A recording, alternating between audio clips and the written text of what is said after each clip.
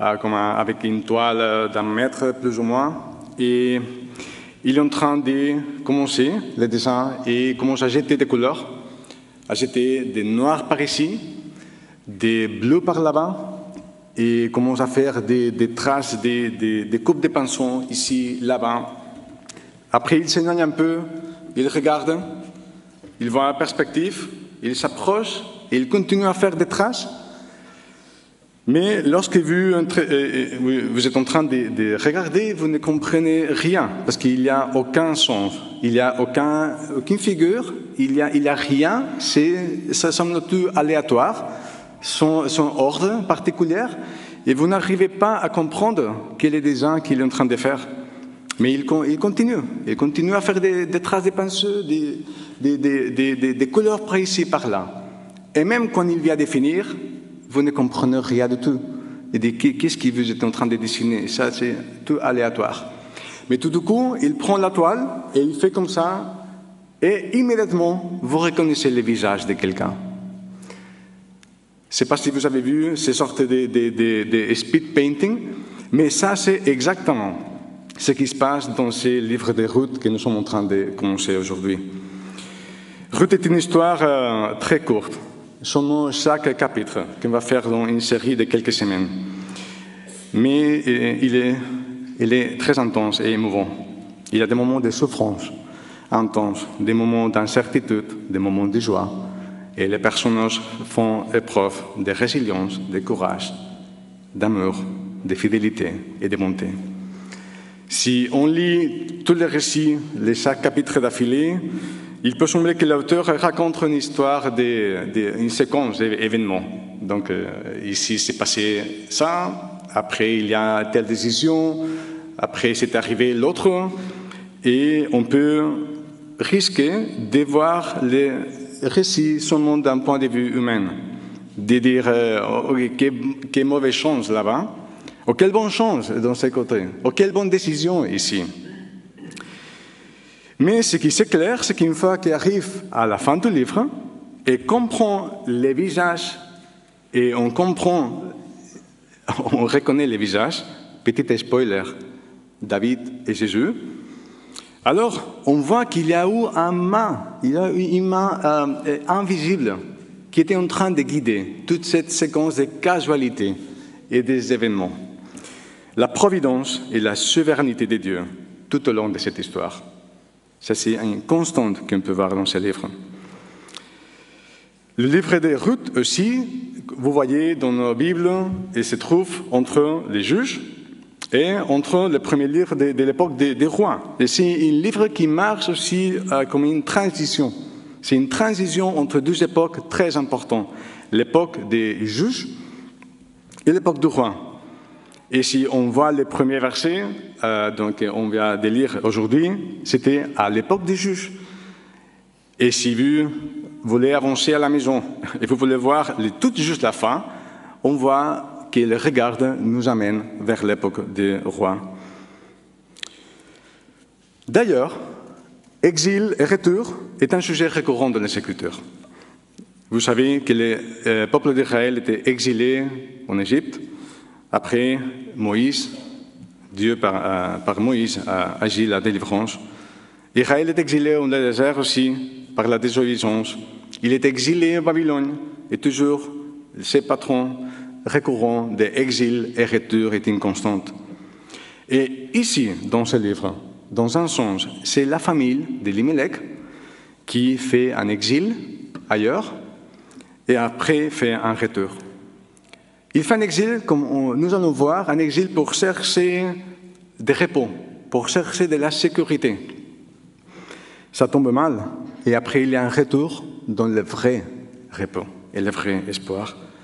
Et c'est pour ça que je trouve que le titre approprié pour ce livre, pour toutes les séries, et même spécifiquement pour aujourd'hui, c'est de l'exil à l'espoir, un chemin vers le repos. De l'exil à l'espoir, un chemin vers le repos. Et nous allons voir trois aspects très importants qu'ils ont mis en avant dans ce passage. D'abord, les premiers 5 versets et les répercussions d'une décision imprudente, comme vous avez dans le feuillet si vous voulez le suivre. Deuxièmement, un cœur soumis à la souveraineté de Dieu, une référence directe à Naomi. Et troisièmement, la manifestation d'un corps renouvelé, une référence directe à Ruth. Et ces premiers 5 versets, les répercussions d'une décision imprudente. Ces premiers 5 versets qui étaient très, très chargés de sens. C'est vraiment très chouette, l'introduction, c'est très petit, mais c'était néanmoins choquant pour un lecteur juif de l'époque. Il y a très peu de mots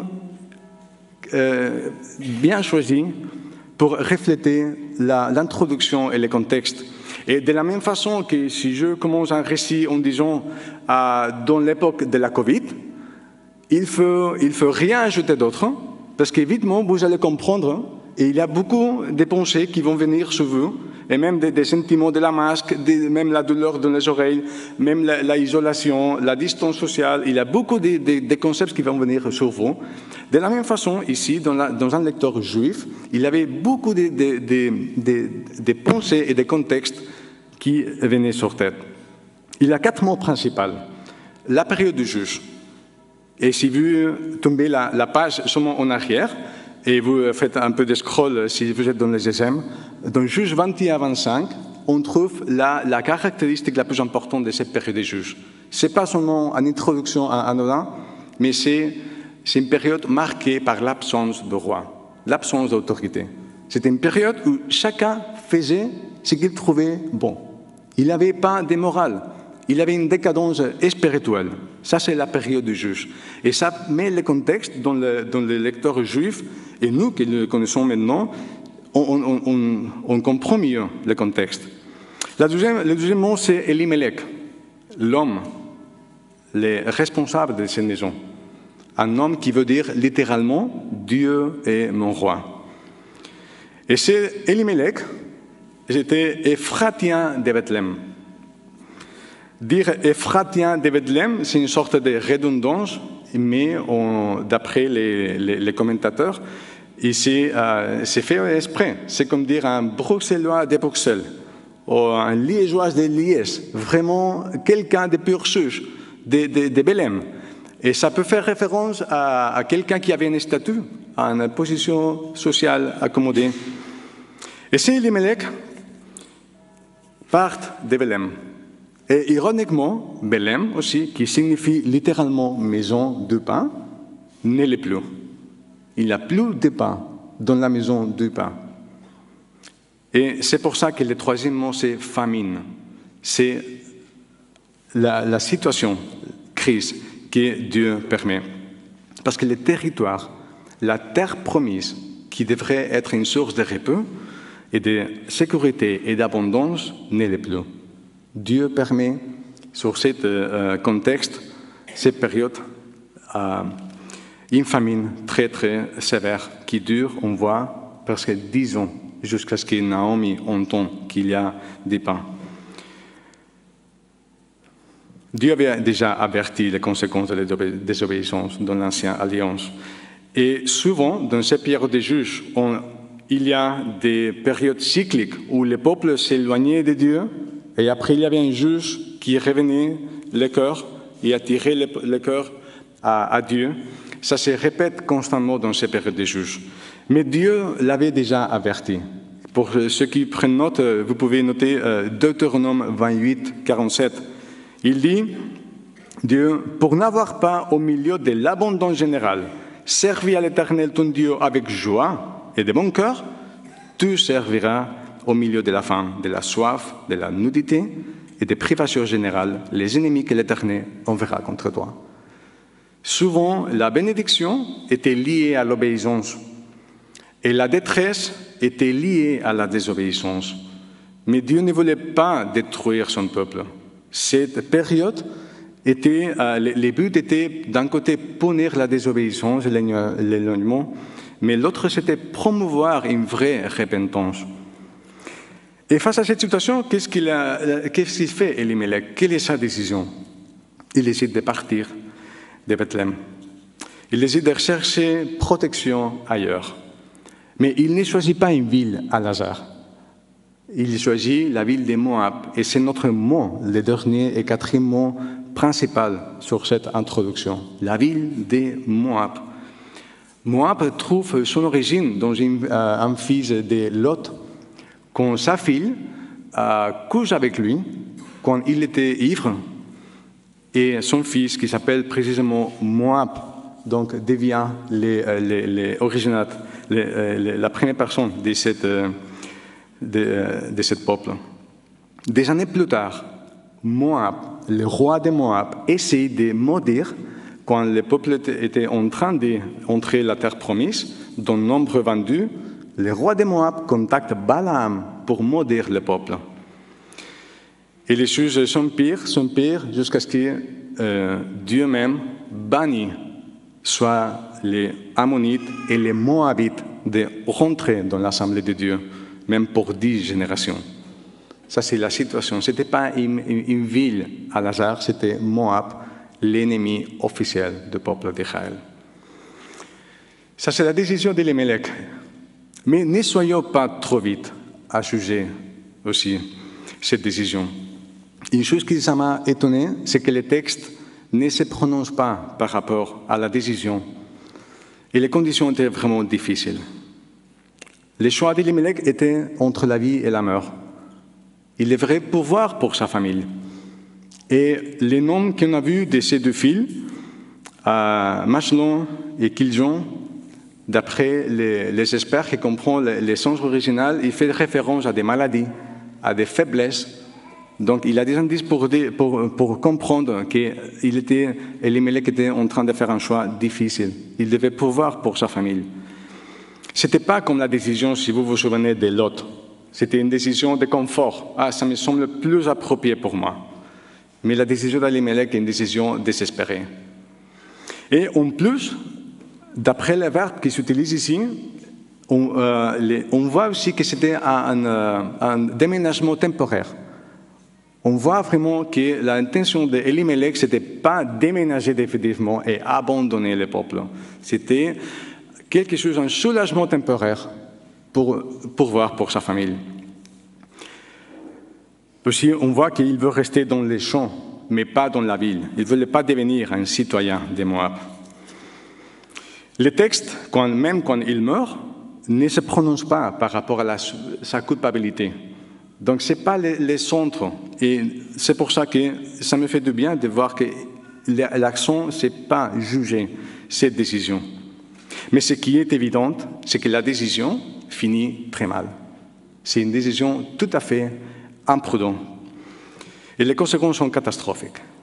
Après 10 ans, il y a 3 femmes laissées toutes seules, Naomi et ses 2 belles filles. Et le bilan est vraiment tragique. Et c'est ici où vraiment commence l'histoire. L'histoire de Ruth, c'est principalement 2 femmes, Naomi et Ruth. Et plus spécifiquement, si vous faites attention, c'est l'histoire de Naomi. Parce que le livre commence avec sa versée, avec sa crise, sa détresse, son angoisse, et finit par sa joie. Naomi est le protagoniste de cette histoire. Après avoir vu ces décisions qui amènent à la crise, ça nous amène directement au deuxième point. Parce que l'auteur, après ces 5 versets, bascule l'attention et Elimelech n'est plus le protagoniste et toute l'attention et toute la lumière vont vers Naomi. Et Naomi était privée de ses maris et de ses 2 fils. Et s'il y a une caractéristique qu'on doit souligner aujourd'hui sur le comportement de Naomi dans ce premier chapitre, c'est son cœur soumis à la souveraineté de Dieu. Un cœur complètement soumis à la souveraineté de Dieu. Que faire quand tu as tout perdu? Mari, enfant, illusion, espoir, projet de futur, la joie. Nous pouvons très difficilement comprendre la sensation de vide de Naomi. Tout s'était cassé dans son intérieur. Plus rien ne vaut le coup. En plus, il y a un aspect matériel qui, aujourd'hui, on ne peut pas comprendre. Une femme ne pouvait pas subsister toute seule à cette époque-là.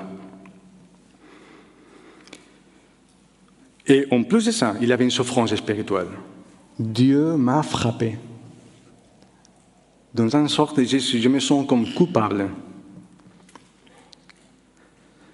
Telle était l'amertume de Naomi, qu'on voit à la fin, quand il arrive au peuple, verset 20, il dit « Ne m'appelez plus Naomi », qui veut dire beauté, douceur.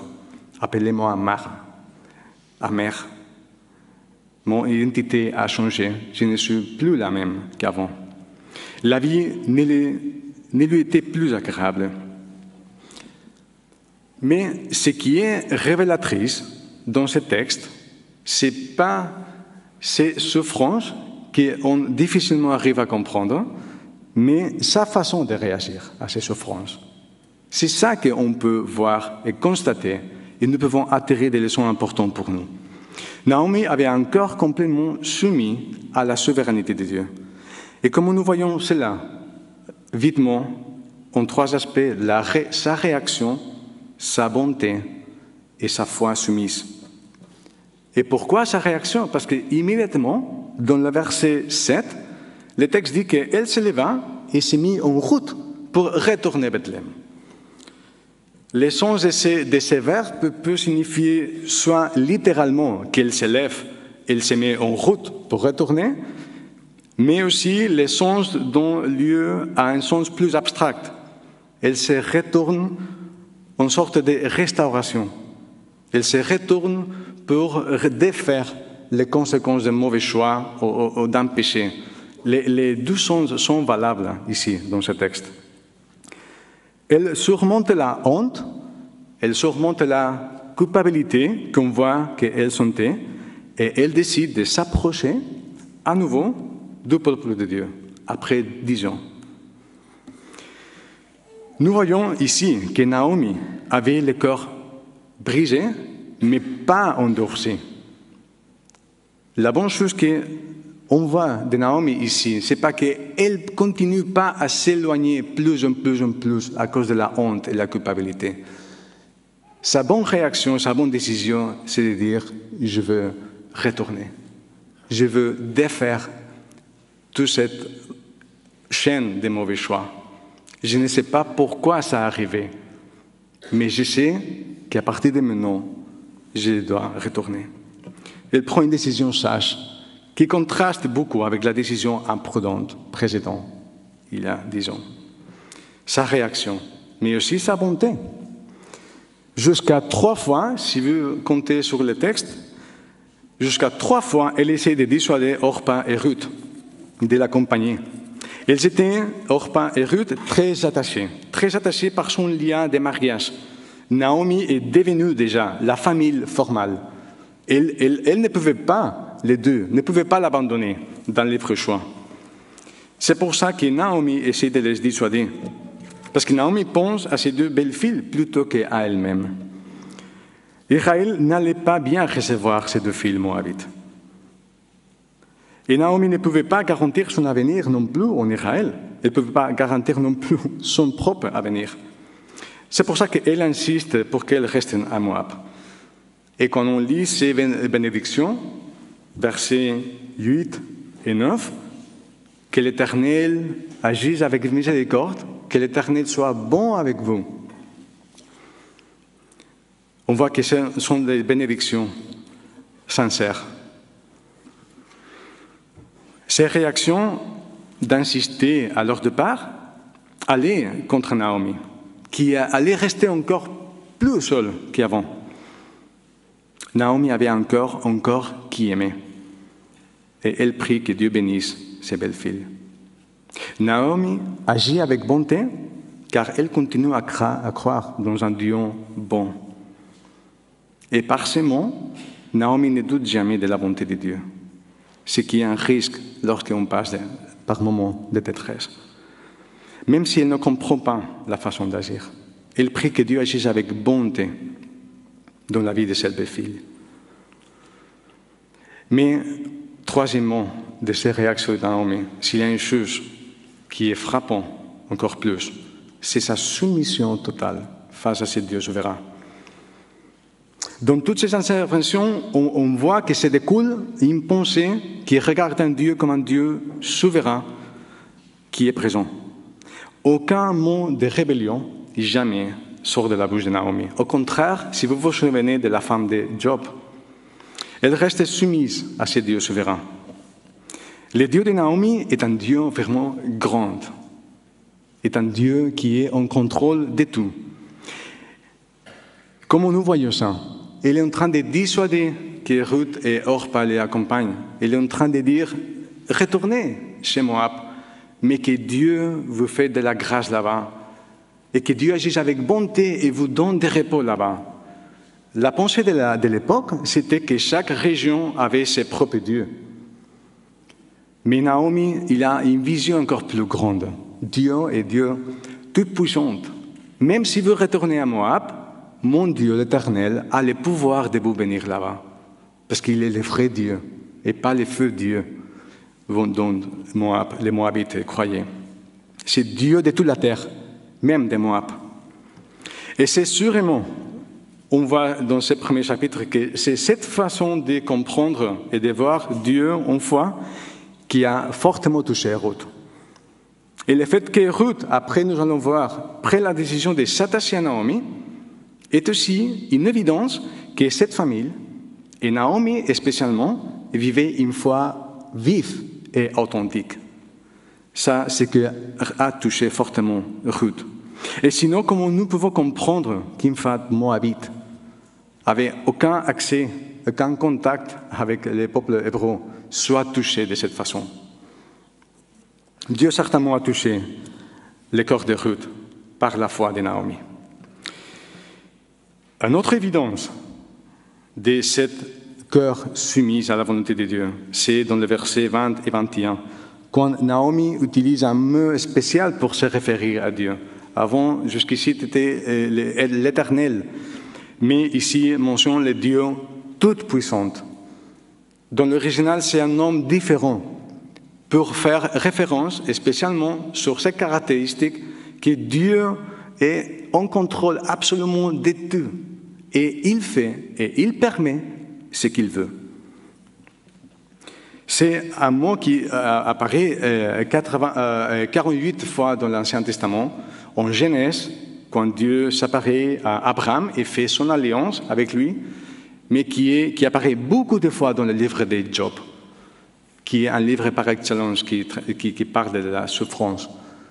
Et c'est Job aussi qui parle. Il dit, quand sa femme dit, ça suffit, maudit Dieu et meurt.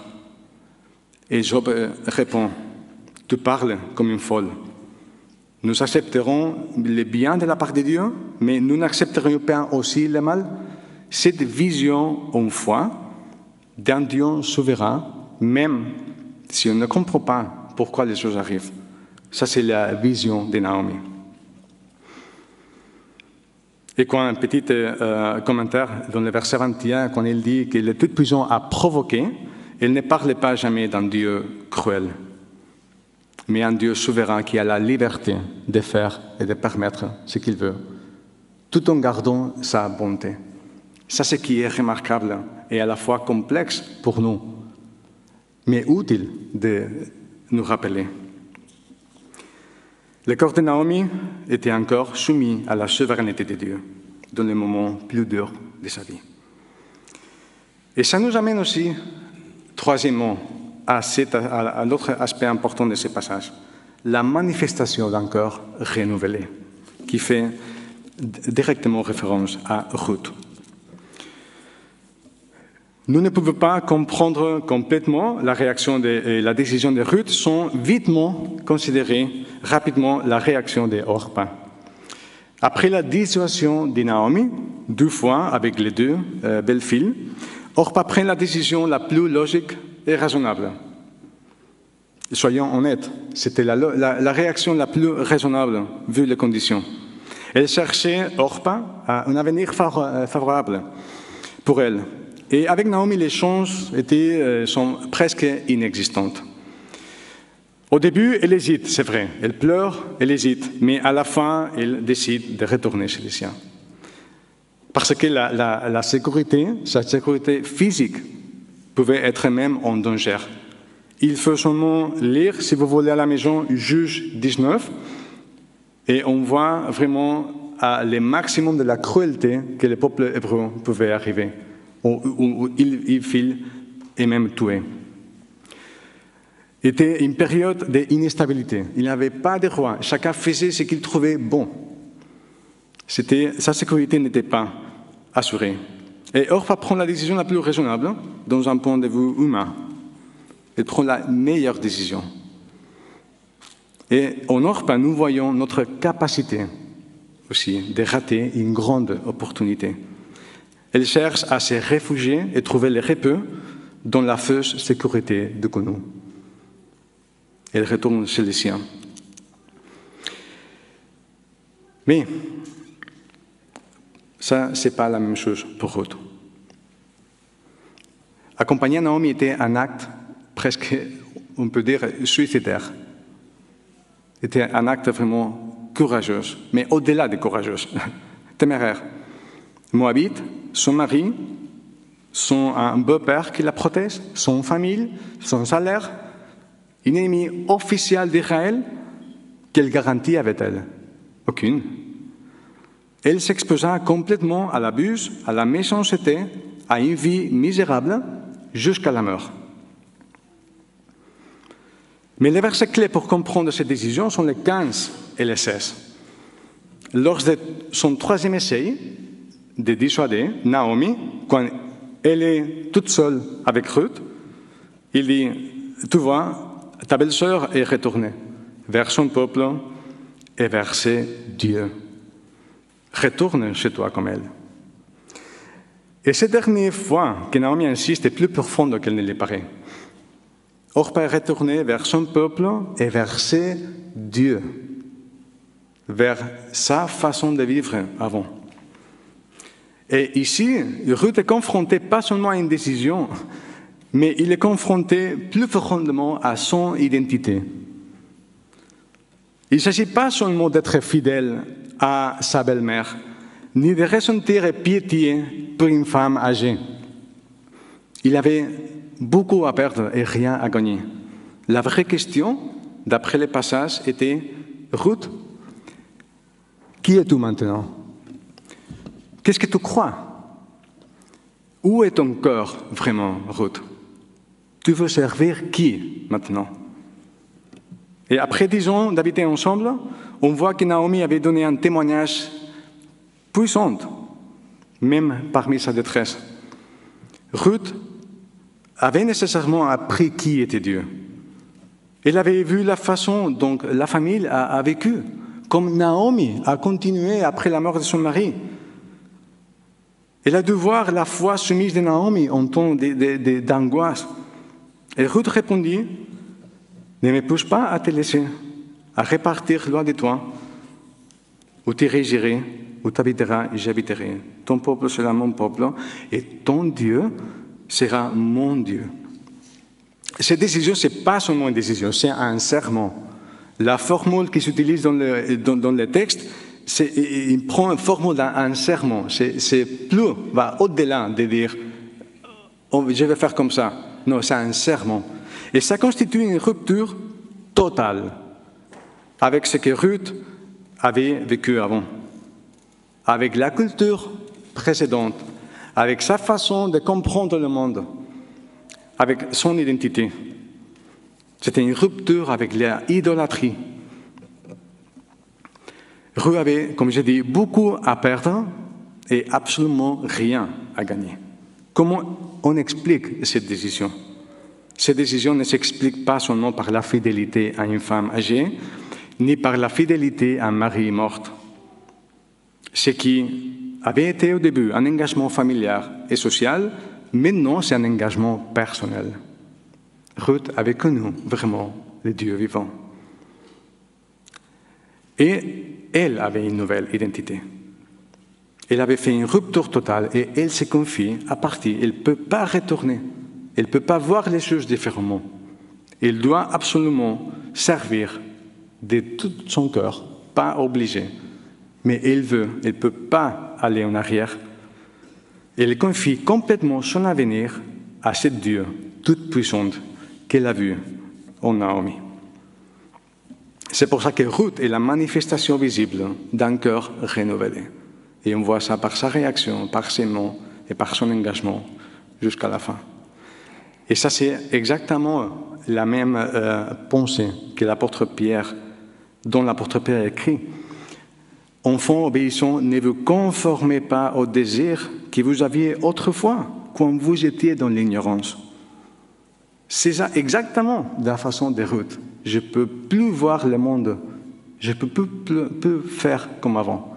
Je veux servir. Je n'ai pas autre choix, mais je le fais volontairement. Je veux être engagé avec ce Dieu vivant. Ça, c'est l'exemple de la manifestation d'un corps renouvelé. 3 aspects aujourd'hui. Mais quelle conclusion nous pouvons attirer de toute cette histoire, de ce premier chapitre de Ruth? Il y en a 2 principales. Dieu est encore aujourd'hui le Dieu tout-puissant. Dieu aujourd'hui est encore le Dieu tout-puissant. Notre Dieu est le même Dieu tout-puissant des livres de Ruth, qui contrôle absolument tout. Et de la même façon que dans le livre de Ruth, il y a une séquence des événements, des casualités, des décisions, mais il y a toujours une main souveraine qui guide tout vers un but précis. Ça, c'est exactement la même chose pour notre vie. Dieu contrôle tout. Et c'est l'apôtre Pierre que nous avons lu juste avant dans la présidence qui nous exhorte. « Humiliez-vous donc sous la main puissante de Dieu, afin qu'il vous élève au moment voulu. Déchargez-vous sur lui tous vos soucis, car lui-même prend soin de vous. » C'est un Dieu absolument souverain, mais qui prend soin de chaque détail, qui prend soin de toi, qui n'est pas ignorant de toute la détresse que peut-être tu es en train de vivre. Il n'ignore pas aucun de tes pensées. Il n'ignore pas aucune de tes larmes. Dieu a toujours le contrôle. Et plus importantement, Dieu est toujours bon. Jamais il va laisser permettre agir d'une façon que ce soit cruel. Et ça, c'est les attaques que parfois on reçoit dans le moment d'angoisse. Satan vient chipoter. Dieu est encore bon dans ta vie? Dieu agit, il crée, permet des événements, des casualités pour prendre soin de chacun de nous. Et il touche aussi les cœurs autour de nous pour nous faire du bien, pour faire du bien à son peuple. Comme Ruth avec Naomi, comme Naomi avec Ruth, et plus tard, spoiler, avec Boaz qui va apparaître aussi. Ce que nous apprenons aujourd'hui, c'est à rester toujours soumis à la main souveraine de Dieu, même parmi l'incompréhension, même parmi l'angoisse, des moments difficiles. Dieu a tout le pouvoir pour changer notre situation d'une façon inattendue. Et nous allons voir dans le livre que ça arrive. Il a le pouvoir pour changer. Et peut-être notre situation change d'après nos désirs. Mais peut-être pas. En tout cas, il reste le souverain. Mais ce que nous allons recevoir certainement, c'est la paix et l'assurance que lui est en tout contrôle, qu'ils ne sont pas soumis à l'hasard devant aux différents changements de direction. Et son esprit nous affirmera notre cœur et nous rappellera que Dieu est toujours bon. Dieu est encore aujourd'hui le Dieu tout-puissant. Mais la deuxième chose qu'on peut attirer de ce passage aujourd'hui, c'est que se réfugier en Dieu, c'est la seule option. Se réfugier en Dieu, c'est la seule option. Comme on a dit au début, le livre de Ruth, c'est l'histoire de l'exil à l'espoir, un chemin vers le repos de Dieu. Mais c'est aussi notre histoire personnelle. Chacun de nous cherche le repos. Chacun de nous cherche la sécurité économique, la santé, le confort, l'avenir. C'est naturel et c'est humain, il n'y a rien de mal. Mais le vrai repos va au-delà de cette vie. Le vrai repos, c'est un repos éternel. C'est l'espoir de vaincre la mort. La mort, c'est ennemi par excellence de toute l'humanité. Le vrai repos de Dieu n'est pas seulement pour cette vie. Et je ne sais pas combien il y a ici d'entre vous que peut-être vous identifiez plutôt avec les belles filles de Naomi. Peut-être que tu es un observateur un certain temps et tu continues à recevoir les témoignages des croyants fidèles comme Naomi. Peut-être que tu es un enfant ou un jeune adulte ou un adulte et tu viens par engagement familial, par habitude, ou que tu es ici par curiosité, ou tu es ici et tu cherches un vrai repos, parce que jusqu'à présent, tu ne l'as pas trouvé. Quoi qu'il en soit, apprends des routes. Il avait compris que seulement en Dieu, nous trouvons notre repos, et la paix et l'assurance, car se réfugier en Dieu, c'est la seule option. Et ce refuge s'obtient à la lumière du Nouveau Testament, grâce à Jésus, qui est précisément le descendant de Ruth. Petit spoiler à la fin, désolé pour ça. Mais c'est descendant de Ruth, on verra que c'est David et plus tard Jésus. C'est Jésus est le cadeau de Dieu. C'est le cadeau de Dieu pour obtenir cette paix avec lui et pour obtenir le repos. Parce que lui est le repos. Et je vais laisser que la parole finisse aujourd'hui, la prédication, au Matthieu 11, 28. C'est des mots de Jésus. Venez à moi, vous tous qui êtes fatigués et chargés, et je vous donnerai du repos. Prenez mon joug sur vous et recevez mes instructions, car je suis doux et humble de corps, et vous trouverez du repos pour vos âmes. Car mon joug est doux et mon fardeau léger. Beaucoup ont vu cette opportunité et ils ont tourné comme Orpa. Mais beaucoup l'ont accepté. Ils ont fait une rupture totale avec la façon dont ils comprenaient le monde. Et ils ont s'attaché à vie avec ces dieux vivants, les dieux tout-puissants de Naomi. Venez à moi, vous tous qui êtes fatigués et chargés, et je vous donnerai du repos. Amen.